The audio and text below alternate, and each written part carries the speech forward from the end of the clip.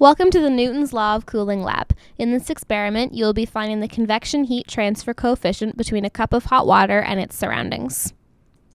This is a thermistor. It is essentially a resistor that changes resistance at different temperatures. When it is connected to capstone, the temperature is determined using a predefined calibration. To find the mass of the water, measure the mass of the empty beaker, then fill it 3/4 of the way full with water and measure the new mass. You'll also want to find the surface area of the water, excluding the bottom side of the beaker. Measure the temperature of the lab room using the digital thermometer. Be careful not to touch the metal part of the probe so that you don't change its temperature. Put some water in the electric kettle. Plug it in and turn it on. It is not strictly necessary to boil. Previous groups have recommended an initial temperature of 50 to 70 degrees Celsius.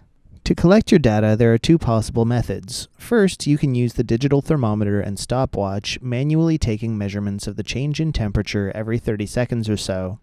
When you insert the thermometer into the water, let it take a moment to adjust to the temperature, then use the stopwatch and begin taking readings. Alternatively, you can use capstone and a thermistor. Plug the blue temperature array box into the interface, turn it on, and plug the thermistor into the array box.